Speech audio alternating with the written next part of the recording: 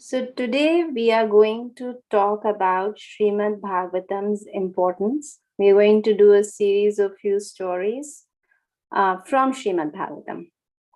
So to begin with, we should all understand what Shrimad Bhagavatam is all about and what is the importance of reading Shrimad Bhagavatam. Since we are doing the stories from Shrimad Bhagavatam, so I thought that we'll start with Shrimad Bhagavatam Mahatmya. That is the importance of Shrimad Bhagavatam. So we'll start with that. Before coming to stories, we'll first recite the invocation prayers, which are basically to invoke auspiciousness before we start anything. So if you know, you sing along with me. If not, then I'll send, after the class, I'll send you the shlokas, which you should memorize since you are learning Shrimad Bhagavatam. So it would be nice if you can memorize the shlokas.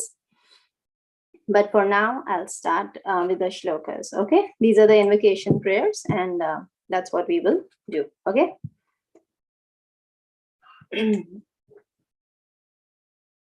Om Namo Bhagavate Vasudevaya.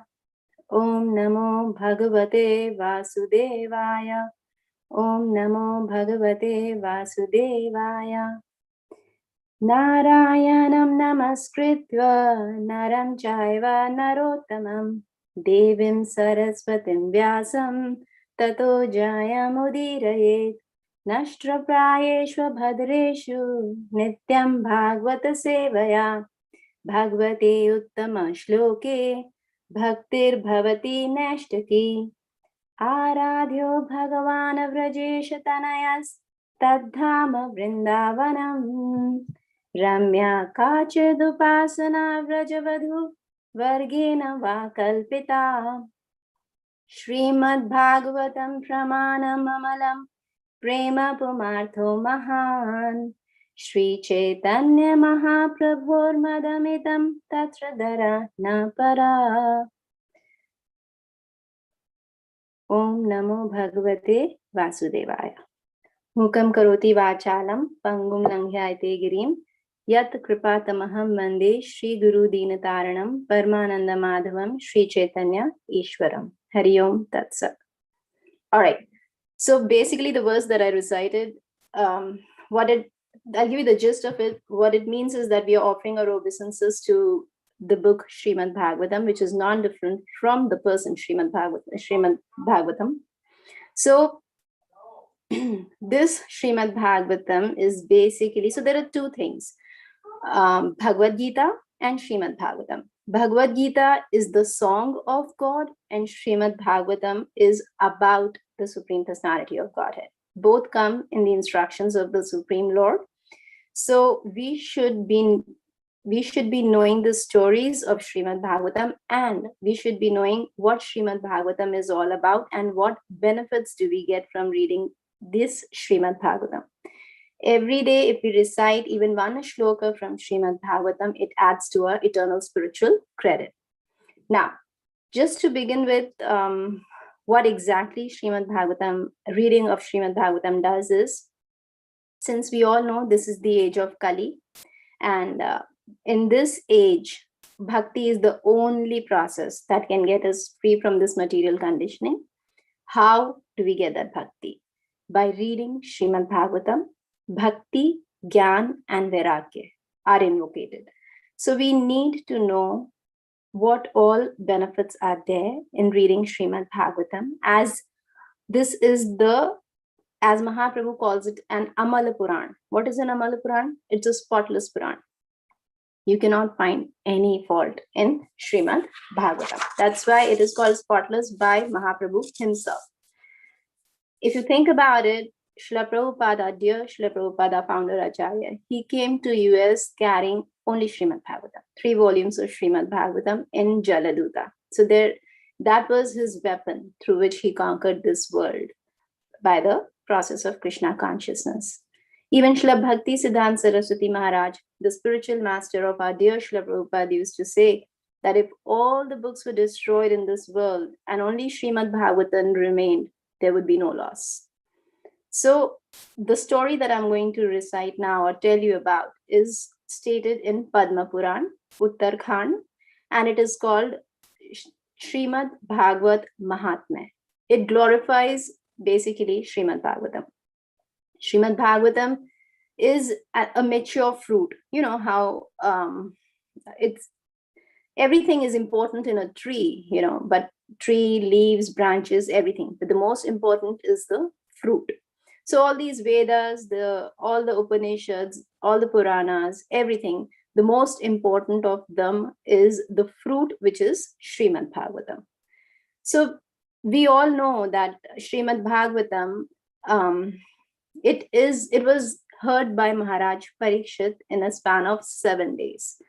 So this story describes not only about the importance of Srimad Bhagavatam, but it also describes about the Bhagavat Saptaha. That is, Saptaha is a week in Hindi. Week means Monday to Sunday, 7 days in a week. So Srimad Bhagavatam was heard by Maharaj Parikshit in a span of 7 days. So this story also describes about the importance of recitation of Srimad Bhagavatam and hearing Srimad Bhagavatam in 7 days. So now we will start our story. So this is a story about a Brahmana by the name of Atmadev. His name was Atmadev, and he was a wealthy Brahmana. He was very learned, and he had all the good qualities that a Brahmana would have, but he was not so much into bhakti. He was more into karma kand activities, which are the pious activities. So one day, and he used to reside on the bank of the river Tungabhadra. Okay, and the people of the city were very truthful. They were religious. They were dedicated to executing their prescribed duties. And he, as I said earlier, he was much into performing the karma kand activities. Now, he had a very beautiful wife, which was who had the name Dhunduli. So Atmadev was the Brahmana, and his wife's name was Dhunduli. She came from a good family, but she was very obstinate. So as we can say, all the good qualities that Atmadev had as a Brahmana, Dhunduli did not really have them. She was more she was more talkative, more not very pleasing with her words, more interested in gossiping, and she was to an extent quarrelsome too. But they both, as husband and wife, used to live very happily. And Atmadev, because he had all the good qualities that a Brahmana could have, he was living very nicely. As the time passed, he realized one day that it had been long for their marriage, but they didn't have a son, they didn't have a child. And then that was one thing that was kind of making him very sad and morose day by day, because he was aging, his wife was aging, and then he didn't have a child, and he was thinking that how would or what his future would be. So one day, he was started losing interest in life because of this one thing that was bothering him so much, that he didn't have a child. So now one day what happened, he was very sad. He was feeling very disheartened, and he left home and he went to the forest. There he was sitting next to a pond. Now, he kept sitting there for so long, he didn't have a track of time at all. He was so lost in his own misery, in his own world, that he lost track of time. And there came a sadhu.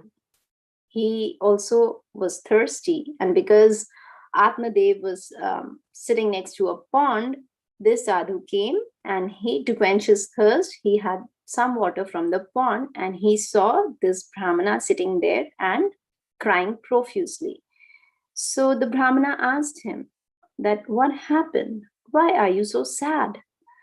So this, the sage who had come, he was asking him about the problem that Atmadev had, which made him so morose. So the Brahmana, Atmadev, he said to the sannyasi, "Oh Maharaj, I'm suffering from the sins which I committed in my past life. For my forefathers are also in anxiety when I offer oblations of water to them. They accept, but they remain full of worry. The demigods and the Brahmanas do not happily accept my offerings of food. I'm so miserable for want of children that my life appears wasted. I have come here to give up my useless life, as I have no son. A house without children is like a forest, and wealth loses all value. Indeed, a family without children is very inauspicious. O Maharaj, even the cows I acquire become barren. When I plant a tree, it yields no fruits or flowers. And when I bring fruit to my home, it spoils very quickly. I'm most unfortunate because I have no son. Therefore, my life has no purpose." So, this is what he stated to the sannyasi there. Now, the sannyasi, being being a perfect yogi, he could read the lines on his forehead and he understood everything about the life of Atmadev. And he told Atmadev that don't worry about it, because he understood by reading the lines on his forehead that for next 7 lives, Atmadev was not supposed to have a child. So he tried to console him, telling him that um, it's okay. The only happiness is in renunciation. So give up all this family life and attachment and the desire to have a child and just focus on the Supreme Personality of Godhead. But Atmadev was very obstinate. He was determined that he wanted a child. So he told the sannyasi that, what is the use of this life? How can I focus on anything? There is no spice in sannyas life. You please, somehow or the other, give me a son. The sannyasi tried to explain this to him, that having a son doesn't mean that there'll be no miseries. He wanted to tell him, he told him the story of Chitraketu also, Maharaj Chitraketu, that how having a child created so many problems in his life. And he told him that if the Supreme Lord doesn't want it, don't desire for it. It is not going to do any good to you. But Atmadev was very attached to the desire that he had, that he wanted a son. And he kept insisting the sannyasi to give him a boon by which he could have a son. So the Brahmana, the sage, understood that he is very determined and nothing is going to console him. So he said, okay, I'll give you a fruit which your wife needs to eat, and then for sure she'll have a son. But for 1 full year, she needs to follow the vow of truthfulness, cleanliness, mercy, charity, and eat only 1 meal a day for 1 year. By doing this, she would have a son which will be pious and religious. So after saying this, the sannyasi disappeared, because this was all Krishna's arrangement. So the sannyasi disappeared and the Brahmana joyfully returned to his house, and he gave the fruit to his wife and he left for another place. He went to do his work. Now, this wife of the Brahmana, as we discussed earlier, was not a very pious woman. She was very crooked, and actually she began crying. She thought that, oh my God, now that I'm going to eat this fruit, and if I become pregnant, and if I have to bear a child, it's going to hurt me so much.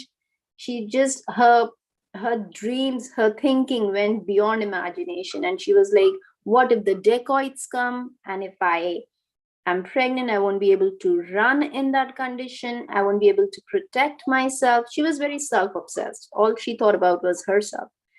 So she was having these thoughts, and she was thinking that how can she avoid this situation. So she thought that, and the other thing that was bothering her was that she thought delivering a child is going to be very, very painful. So she was not at all keen on eating the fruit. But when Atmadev came back, Atmadev asked him, did you eat the fruit? She very clearly lied. It did not bother him at all. She did not hesitate at all, even once, that she was lying. She said, yes, I ate. Now what happened? Her sister one day visited her soon after that. And her sister was equally crooked like her. And Dhunduli, she confided in her sister that, I'm too much into anxiety these days. I have this fruit which I need to eat, which is going to make me pregnant, but I don't want to. Please tell me, what should I do? So this sister, as I said, was very crooked. She told her sister, and Atmadev, as I told you, was very well off. He didn't have issues with his material life at all. So this sister of Dhunduli gave this advice to her that, you know what, I'm pregnant and I can give my child to you. And to convince my husband, maybe you can give him some Lakshmi. He'll be happy to give his child to you if you give him some Lakshmi. Dhundali thought that not a bad idea, because that's something she just didn't want to do. So then she told her sister that, okay, I'll do that. And the sister was making plans that how would they do this. She said, you fake the pregnancy, and then when the time will come, I will make sure that the child comes to you, and then you can tell your husband. And in the meanwhile, where she was living, she said, I will tell my people around that I had a miscarriage, and nobody's going to doubt us. And so this is going to work out. Do not worry, my dear sister. You don't have to be in anxiety. We'll work it out. So they had a very wicked plan, and that's what they decided to do. Now, the sister said, now to test this fruit, if this fruit actually gives you a child, let's feed this fruit to a cow. Atmadev was a very pious Brahmana. He had a cow in his house. So they fed the cow the fruit. Now, in due course of time, the sister gave birth to a child, and the sister's husband came and gave that child to Dhundali without Atmadev's knowledge. And they faked it very well. And Dhundali went and told Atmadev that our son is born. Hearing this, Atmadev was in bliss. He was so happy. He gave so much in charity.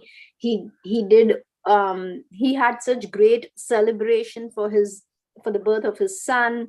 And Atmadev, he took.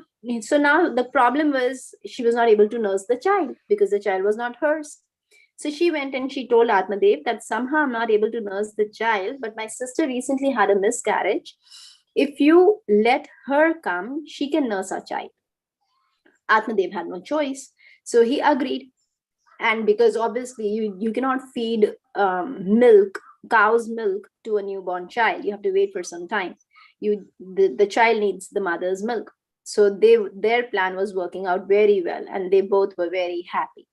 Atmadev had no clue what was going on. He considered her sister's son to be his own child. So he named the child after Dhunduli as Dhundukari. Dhundukari was the name of the child born. Now, what happened in the meanwhile? The cow ate the fruit. So the cow also, after 3 months, gave birth to a child. Now this child, because it was a human child coming from a cow, because of the potency of the fruit given by the sannyasi, but the child had the ears of a cow. So that is why he was named Gokarna. Go means cow, Karna means ears. So that's how he was named. Now both the children were growing. Now Gokarna was very pious, very religious, very spiritualist, but the other Dhundukari was a complete rogue. He didn't follow any rules and regulations. He was so much into stealing and bothering other children and making a mess everywhere. He would go and fight with people. He even had friends as Chandals. He made friendships with them. He was too much into violent activities. Not at all a good example to follow. Versus Gokarna, who was very pious, who was very religious, who was very calm, who was very composed, who had nothing to do with violence, and so on. So they grew. He was always busy studying scriptures, Gokarna, and this Dhundukari was always busy loitering around with no aim in life. With time, he grew big. Both of them grew big. And Dhundukari, he got involved with bad company. He had bad association, bad friends. From childhood only, if he had friendship with Chandal kids, so we can imagine what kind of friendship he had when he was older, much older. One day, he actually beat up his parents. He beat up Atmadev. He beat up Atmadev. Atmadev was so hurt. He started thinking about what the sannyasi had said, that, because he was not destined to have a child, it's not going to do any good to him. And he's actually started thinking that he was better off without having a son. Atmadev, now because Dhundukari was growing big and he had fallen into bad company, he was wasting all the wealth of Atmadev. And Atmadev, slowly, he lost interest in his, the grahastha life, and he thought of leaving and going to the forest. So one day, actually he wanted to give up his life the way Dhundukari was treating him. So one day he was lamenting in his own space. So Gokarna came and started instructing him that, oh, my dear father, you don't have to worry. It's okay. This is a way for you to renounce this material world. Just give up everything. Go in the forest and meditate on the Supreme Personality of Godhead. Dedicate your life to the devotional service, and that is going to give you real peace. So Atmadev, because he was very, very hurt, so he was very eager to find the solution which would give him solace. So he agreed. And he told his son that, my dear son, please tell me specifically what would you like me to do. So he said, please, Gokarna gave him the instructions to go in the forest and just focus on the Supreme Personality of Godhead, read scriptures, and don't worry about anything else. That's exactly what Atmadev did. Now, Atmadev recited the 10th canto of Shrimad Bhagwatam regularly until he finally attained the lotus feet of Lord Krishna. So here we understand the importance of reading Shrimad Bhagwatam. The way his life, Dhundukari had messed up his life, despite all the miseries that he was going through, by listening to the advice of the righteous person, he read Shrimad Bhagwatam every single day, 10th canto of Shrimad Bhagwatam. And every single day, not the whole canto in one day, but regularly he read 10th canto till he finally attained the lotus feet of Sri Krishna. So this is one example that tells us that how important reading of Shrimad Bhagavatam is. See, the verse that we read, the invocation prayer says, Nityam Bhagavat Sevaya. Nityam is every day, Bhagavat is Shrimad Bhagavatam, Seva. And what is the Seva that you do to Shrimad Bhagavatam? You read it.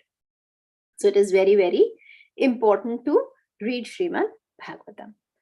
Now, after this, what happened? Now, this Dhundukari, after Atmadev left for forest, Dhundukari did not spare his mother either. He ill-treated her very much, to the extent that why was he ill-treating her? He was ill-treating her just to get her wealth. And that thing, the wealth which was under the control of the mother, whatever was remaining, he wanted it desperately because he was in very bad association.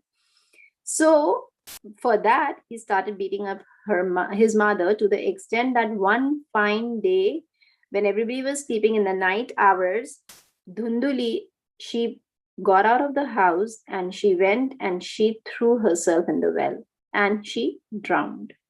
Now, Gokarna was also living there, but he was a very calm and composed person, away from the dualities of the world, happiness and distress. So nothing used to bother him. He just left the house and he went on the pilgrimage. He was like, he didn't want to deal with all this. Now, Dhundukari was the only one left now in the house. What did he do? Now that the mother and father and brother all were not there, the house was all to himself. He started bringing bad company in the house. Now he had 5 female friends he started living with in the same house. So why was all this? Because he had completely lost his intelligence and he was engaged in cruel and heinous activities. He had lost complete discrimination of right and wrong. He was not able to decide what to do, what not to do, and because of his bad activities, he started going down the path of hell. So now these 5 female friends of Dhundukari, they used to demand for ornaments, for nice clothes, for good house, for everything, So just to meet their demands, he started, beg, borrow, or steal, as we say. He started doing everything. So these female friends of Dhundugari one day thought that he's been stealing so much, he's definitely going to be caught by the king. And if he is caught by the king, then we'll be in trouble too. So why not just finish him off, take away all his property, all his wealth, and we'll just kill him and we'll go our own way. Thinking like this, they actually tried to kill him. Why I say tried to kill him? Because it was not easy to kill him. It was not a, he was a tough nut. They tried to strangle him, putting a, noose around his neck, but he would not die easily. So somehow or the other, they tortured him so much. Now, from this, what we understand is that during the even though you've spent your life not doing good stuff, it's not that you'll get a bad, you will definitely get the consequences of your karma in your next birth. But even during this lifetime, he went through hell while they were trying to kill him. It was not easy. That he went through a lot of pain, but they somehow succeeded, and they plundered all his wealth. They buried him there itself in his house, and they thought that if somebody is going to ask us where Dhundukari is, we'll tell them he's gone out of the town to get some more wealth, to earn some wealth, and they fled. They plundered him, they robbed him, they killed him, they buried him, and they left. Now, Dhundukari, even though he died, because it was such an unnatural, untimely death, he was not ready to leave this planet. He started wandering around as a ghost in that house itself. He was very restless. You know how the body of a ghost is basically, the senses are not there, but the desires are there. You don't have a gross body, but you cannot eat, you cannot talk, you cannot do anything, but your desires are there. So those desires were killing him. He wanted to talk to somebody, he wanted to tell what happened, but there was nobody. Who would he? And because he was living in that house as a ghost, that became a haunted house. Nobody wanted to come there. When Gokarna was on the pilgrimage, when he heard about the death of his brother, he went to Gaya and he performed the Shraddha ceremony for him so that he could attain peace.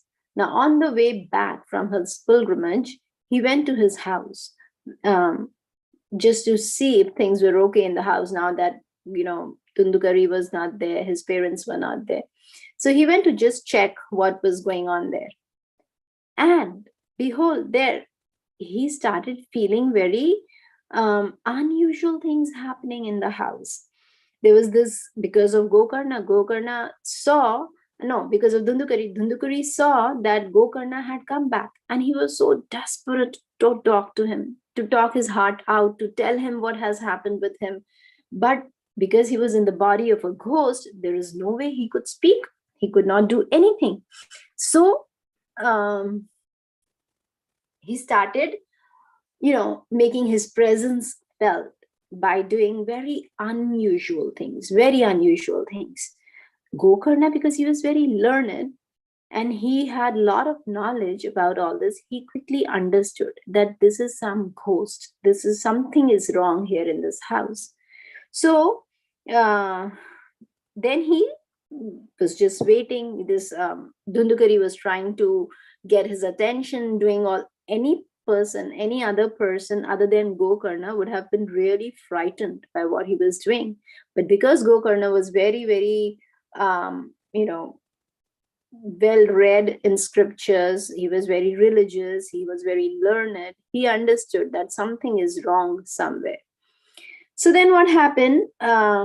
Because he did not, he could not speak or he could not do anything, Gokarna started talking. He, to these noises which were coming, or these unusual gestures, not gestures, unusual circumstances were there in the house, unusual things were happening.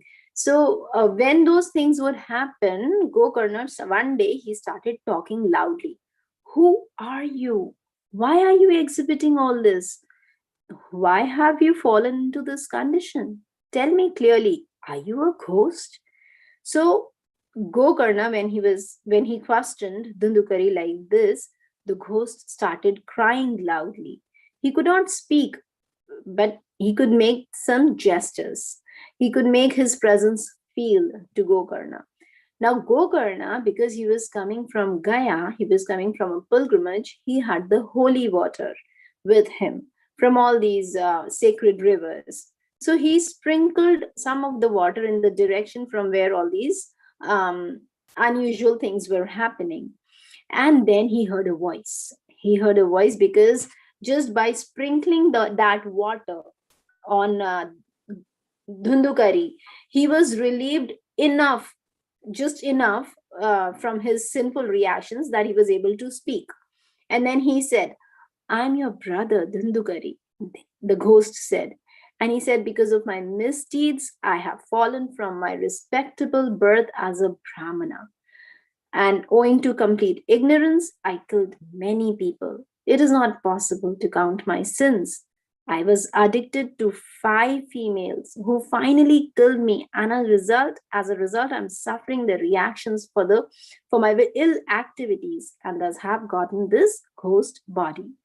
Somehow, by the will of the Lord, I'm now surviving only on air.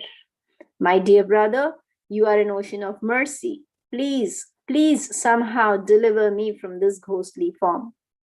So then Gokarna replied, I'm surprised. I duly performed oblations for you in Gaya, and it is still a wonder that you have not been relieved from this ghostly form. If you cannot be delivered from performing this sacrifice at Gaya, then I do not know what to do. Tell me, what is the solution? So now the ghost of Dhundukari is saying, I cannot be relieved by the hundreds of Shraddha ceremonies that you perform at Gaya. My sins are so big. This is not going to help. You have to think of something else. You have to come up with something else, something which is more powerful, that is going to help me get rid of this ghostly body. And Gokarna is completely astonished when he's hearing all this. He's saying, if hundreds of Shraddhas in the Gaya cannot liberate you, then your liberation is practically impossible. Then because he's a very thoughtful person, so he said, okay, don't worry, stay here and let me think about it. I'll find a way to deliver you. So the ghost, he was there, and Gokarna, he passed his night in the deep thought, but he could not discover a solution. And then in the next morning, so many people, so many scholars, and so many knowers of the Vedas, they all came to see him because he himself was very learned. And when they came, he asked them to seek their advice. He explained everything to them, and was seeking their advice that please tell me what is to be done. How can we help my brother? So they all thought about it a lot, and then they came to the conclusion that let's take advice, or let's take advice of Surya Narayan. Surya Narayan is the sun god. Why? Because sun god is the witness of the whole universe. So then Gokarna, he checked the movements of the sun god and he prayed, "Oh Lord, you're the witness of the whole universe. I offer my obeisances unto you. Please be merciful and tell me the process to deliver Dhundugari." So then the sun god, because he's such a pious soul, so he replied, "Only one thing can deliver him: the recitation of Shrimad Bhagwatam for 1 week." And then there was no voice coming. Now, hearing this statement of sun god, it sounds a simple process. It is a simple process, but it is very powerful, very, very powerful. So now the news spread that Gokarna is going to perform a saptah, Bhagavad Saptah Yagya. And all the people from nearby villages, everybody came, those who were lame, those who were blind, the aged, the less intelligent, they all wanted to be free from their sins. So they all heard that such a nice yagya is about to happen. So they came to the place where Gokarna had set up this Bhagavad Saptah program. So Gokarna, in this situation, in this his setup, he took the place, he sat on the Vyasasana, and he began reciting the pastimes of Lord Shri Krishna as described in Bhagavatam. Now, at that time, the ghost also came. Now, he was in the airy body. He didn't have a place to sit. Where could he sit? So what he did was he entered a bamboo rod which had 7 knots. And then he was just sitting there patiently, hearing Shrimad Bhagavatam with a lot of enthusiasm. And when he finished the first canto of Shrimad Bhagavatam, a very wonderful thing happened that evening. What happened was, those 7 knots which were there in the bamboo, one of them cracked, burst. So the people in the assembly hall, they all noticed that one of the knots in the bamboo had cracked and it burst. And in this way, at the end of each day, 1 knot would open, 1 knot, because there were 7 knots and there were 7 days for the Bhagavad Saptah. At the end of the 7th day, when the 7th knot cracked open, Dhundukari was delivered from his ghostly form. Everybody assembled there. They saw that he had attained a divine body, which was blackish like rain clouds. He was clad in yellow garments. A tulsi garland was around his neck. A crown was adorning his head, and beautiful earrings were dangling from his ears. So he immediately offered his obeisances to Gokarna, and he said, "My dear brother, by your mercy, I have been released from this ghostly body. This ceremony of Sapta is so glorious that it can destroy ghostly forms and elevate one to the abode of Lord Krishna. When a person starts hearing the Sapta, sins tremble in fear, anticipating that the Bhagavad Katha will burn them to ashes. In the same way that fire burns a twig or a tree, this Sapta burns all big or small sins performed with the body, mind, and speech. Scholars in the assembly of demigods have said that the lives of those Indians who do not hear Shrimad Bhagavatam are an utter waste. What is the value of making this temporary body stout and strong? If one does not hear Shrimad Bhagavatam, then there is no gain from this so-called beautiful body." So like that, he kept going on and on and on. So he gave such a nice analogy of what happens to the body. He said, when the body is burned, it is eaten by worms. If thrown out, it is eaten by vultures and transformed into stool. And if burned, it turns to ashes. That is what happens when we die. We are either burned or we are thrown out, or If we are buried, then we are eaten by worms. So he's saying, indeed, these are the only destinations of this body. Who is that sane person who will not utilize this temporary body to gain permanent benefit? Food which is cooked in the morning, that also gets spoiled by evening, right? So, how can this body be considered eternal since it is nourished by the elements that decompose? So when he was giving this knowledge, see, suddenly he was a ghost. He was in the body of a ghost. He heard Srimad Bhagavatam for 7 days, and he not only got delivered from the ghostly body, but he gained so much knowledge that now he was sharing this knowledge with Gokarna. So he's saying that those who do not hear Bhagavad Katha are just like bubbles in water or like mosquitoes who take birth only to die uselessly. By hearing Srimad Bhagavatam, one's doubts are removed, the karma is slackened, and one becomes relieved of the knots in the heart. Bhagavad Katha is like a tirtha that cleanses one from all impurities. Scholars say that when Bhagavatam becomes fixed in the heart, one's liberation is definite. Now, when he was speaking like this, an aeroplane came from the sky with associates of the Lord, and in front of the whole assembly, Dhundukari boarded that airplane.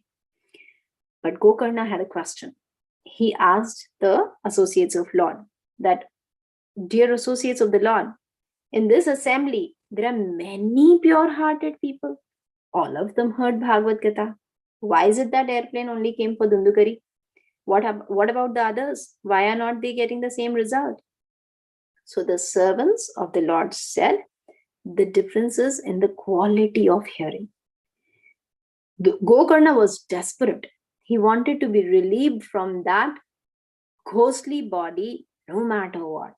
So his attention, his quality of hearing of Srimad Bhagavatam was the topmost.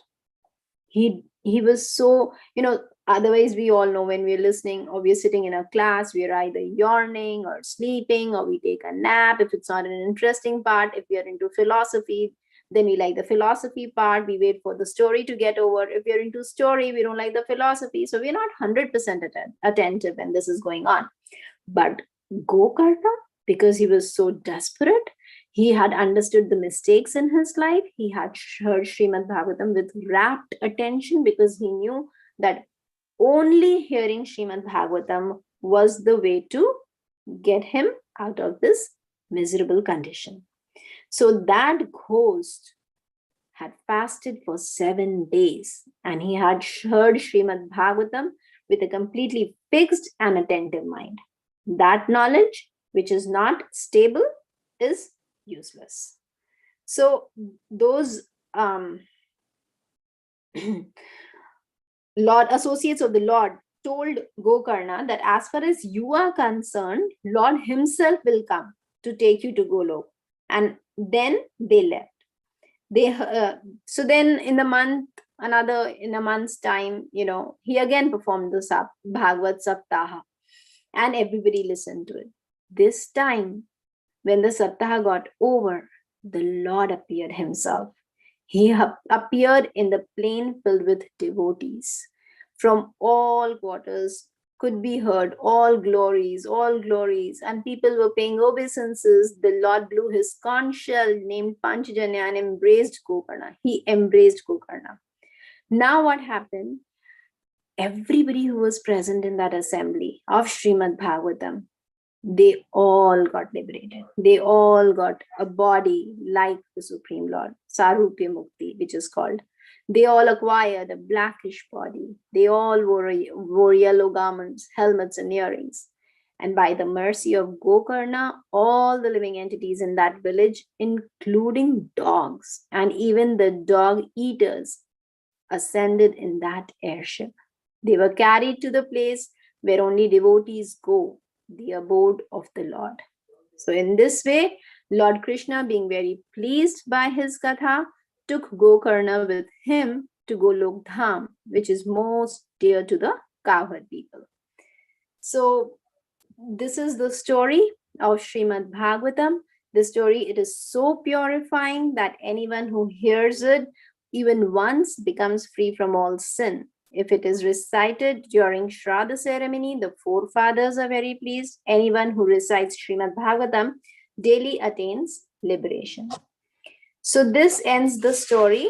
But what is it that we learn from the story? So what we learn from the story is, if you understand, if you represent Dhundukari to a materialistic person, you can understand the 5 female friends are the 5 senses, which always demand their respective objects and cause the living entity to work for their satisfaction.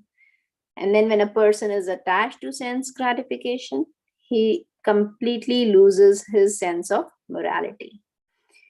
Then demoniac, Gokarna Dhundukari had a hard time dying. So demoniac people do not die easily. They suffer immense pain even in their sojourn to Yamlok, even though they are going to Yamlok, but still it's very hard for them.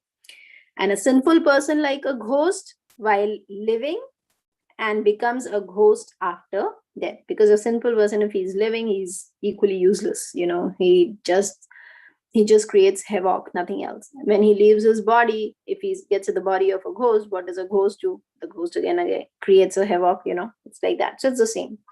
Then he's saying human beings have an unstable mind in a stable body, but ghosts have an unstable mind in an unstable body.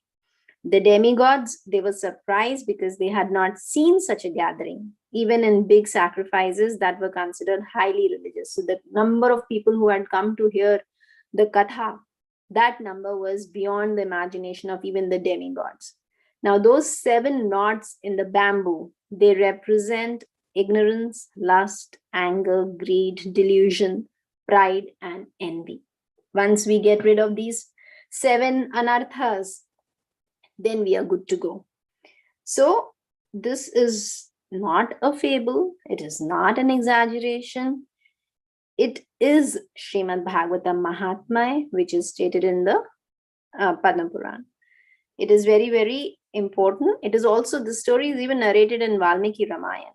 So from this, we understand that this is Sadhu Praman. Okay.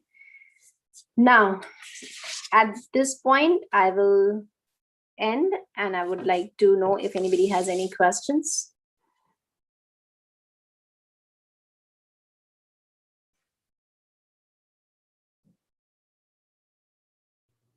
Thank you so much, Mataji, for a very wonderful lesson. So I request to all the participants, if you have any question, any realization, please unmute yourself and feel free to ask to Mataji. You can unmute yourself. Josna, please go ahead. You were talking about the 7 anarthas. Could you repeat them? Yeah, sure. The 7 knots, which refer, you're talking about the 7 knots in the bamboo, right? Yes. Yeah, so they are ignorance, lust, anger, greed, delusion, pride, and envy.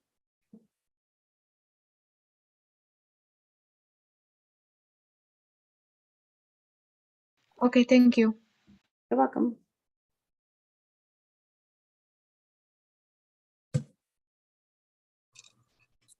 Anyone have any question or realization? Mataji, can you put no gallery view? I would like to see who all are there. Yes, Mataji. Okay, I got it. Okay. Yeah, anybody has any questions, then please feel free to ask. Manhar, Tejas, Maria, anybody have any question? No. So, Hare Krishna Mataji. Yes, tell me. Yes, Hare Krishna Mataji. Please accept my humble obeisances. So My Mataji, can you tell us how to make the kids read every day little bit of Bhagavatam? How to make them a routine? So with Bhagavatam, it depends on the age of the kids. I would say if they're really young, they'll be more interested in the stories. So there are books which are completely about the stories of Shrimad Bhagwatam. And you can start with the stories to begin with, like, starting from, that's what we did. We did today the Mahatmya. And now the next story that we are going to do will be based on the Mahatmya. Today we learned about the importance of Bhagavad Saptah. So the character from Shrimad Bhagwatam, the from a story point of view, the character, but the actual king who learned Shrimad Bhagwatam and got delivered, that will be the next story. So you can, just join the dots and do like that. But for everyday reading, if the kids are much older, then you can do verse by verse, maybe 10 verses a day if it works. If they can hold the attention span for 10 verses, then yes. Okay, yeah, got it, Mataji. Mataji, are there any online websites so that I can go through them with the kid every day? Because she is young, so she cannot do herself on her own. So she needs some help. So are there any websites? For the stories? Yes, Mataji. I'll check and I'll get back to you, Mataji, because I'm not so much into online things. I'm old school type. I believe in hard books. Oh, okay. No problem, Mataji. Mataji, I think there's ISKCON Desire Tree that had a lot. Yes, ISKCON Desire Tree has everything. ISKCON Desire Tree is one website where you will get everything. Okay. Sure, Mataji. Thank you so much. Thank you. Manhar has a question. Like, how did Thundakari become not pious, and like she it he or she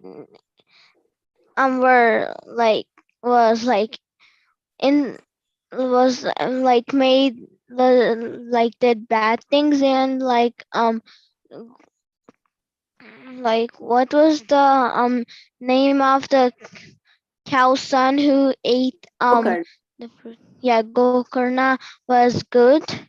Because Gokarna was a result of a potent fruit which was given by the sage. So it was full of piety, the fruit. That is why it was to be eaten by the wife, and she was asked to follow for 1 year, a very clean and potent lifestyle, which she did not. But the child that was given to her was coming from her own sister, who was equally crooked and not pious. So coming from that parent, he got those qualities. And Gokarna, because he was coming from the potency of the sage, from the fruit, he was very pious. Okay, thank you, Mataji. You're welcome, baby.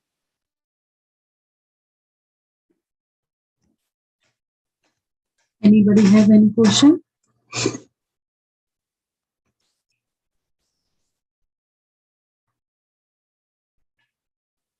So Mataji, nobody have any no question. So anything you have to add, or we have to wind up our call, Mataji? What do you think? Yes, Mataji, we can wind up the call, and I'm going to send the shloka, which I'll send it to you. You can pass it on, which is the shloka that they need to memorize for before they start reading Shrimad Bhagwatam. Yes, Mataji. That's very helpful to kids. Okay, Mataji. Thank you so much, Mataji, for a very much class, and we are eagerly to join the next week class, Mataji. Thank you so much. Thank you for giving me a chance to serve you all. Thank you. Mataji, it's our pleasure, Mataji. Thank you. Hare Krishna.